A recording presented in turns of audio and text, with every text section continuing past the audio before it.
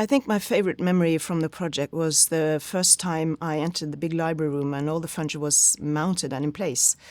I remember standing on one of the highest floors or the terraces looking down on this enormous amphitheater-like, and everything was finished and ready. We've been working on the project for so many years through the design process with prototypes, scale models, redesigning, designing, testing, and then seeing it finally finished was just amazing. And you have this vision in your head of what it's going to look like, and it was exactly like that, but 1,000 times better. And I think that was maybe still my favorite memory and the biggest moment as a furniture designer. The cooperation with the furniture manufacturer required a lot of simplifications of the drawings compared to what was in the tender. And they required much more rational furniture production than our drawings initially would allow. So we had to go through a long process of simplifying details and the construction of the furniture. And of course, we as furniture designers had strict requirements of the high expectations of aesthetical values, of the finish and precision of the furniture. And that doesn't always go hand in hand with furniture manufacturers' focus on low costs and profit. So there was a long process with prototypes, scale models, numerous amounts of details that had to be produced to find out a common solution for the furniture and to meet their expectations of reasonable cost and our expectations of the expression of the furniture. And we managed eventually, but it was a challenging process. We had a test period for the furniture on site in Alexandria. And the test furniture was shipped to Alexandria to figure out how long it would take to have a container of furniture go through custom clearance and also the length of the freight. But that actually went fairly well. I think the organization behind behind the library, and also the Egyptian government saw to it that it went smoothly through the customs.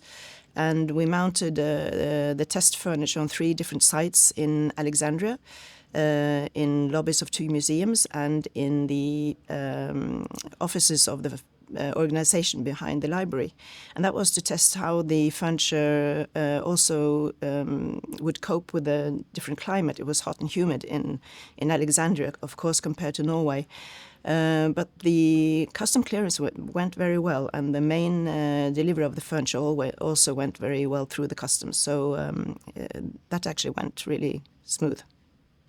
I can't really remember that there were any unpleasant or difficult situations. I found Egyptians in general very polite and friendly and accommodating. Of course, the project brought me to Egypt many times, and I traveled quite a bit on my own also, and I always felt safe.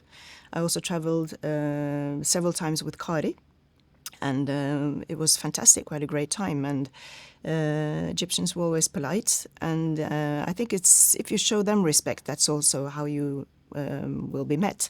So it was a very enriching period. I think, I've worked together with the really wonderful colleagues, and I still am very much in touch with some of them. This is many years ago, of course, the project, but Kari and I are really good friends, and it's great to meet the colleagues again. I think the pictures from maybe the full-scale prototypes at Emil Borsvik, the furniture producer in Risør, south of Oslo, where we did a lot of tests, and I was there visiting very often to work together with the manufacturers, craftsmen in their workshop. And of course there was a lot of testing, and we did many tests there and at the office at Snøhetta, and of course on site in Alexandria. So there were many visits to different workshops to see to that the furniture was working as we had hoped for. I think, of course, Kjetil was very involved in the development, although he wasn't part of the team. The team consisted of Ole and Knut and I. And I was design manager for the team. We worked on the concept together, And after signing the contract with the furniture manufacturer, I was responsible for the development of the furniture until it was finished, together with the furniture manufacturer. The people at Bosvik were really great. They were really very skilled craftsmen, and also the cooperation within the team was fantastic. And I think all the team work together was really important for the result. They had only worked in Norway, I think, and quite locally. This was definitely their first big project, and it was very demanding for them also to manufacture this furniture. I think all the details and the way to construct the furniture was also very new for them. I had been through a similar process at school on my years as a student, so I was fairly familiar with the construction of the furniture and all the solid wood details. That was a challenge for them, and of course all the bits and pieces that go into this furniture was something new for them. I was familiar with working in the wood workshop at school, working in the workshop together with a furniture manufacturer. I knew how to, use machines and tools. So I took a very big part in the mounting of the furniture on site in Egypt. And of course, that was unusual for, with all respect, Egyptians. And I think, they showed me respect. They were curious because we had a totally different approach to working together than was common in Egypt. You never know if you will succeed when you do a big project like this. We were very nervous, I guess, how the people would react to the furniture, how the client would receive. This was a gift from the Norwegian government. And but I think everyone was very enthusiastic. We, of course, had strong belief in the concept and the furniture in general. And when it was mounted and in place, people were very enthusiastic. And from what I hear from the library later on, it's been very well taken care of, and they really appreciate it.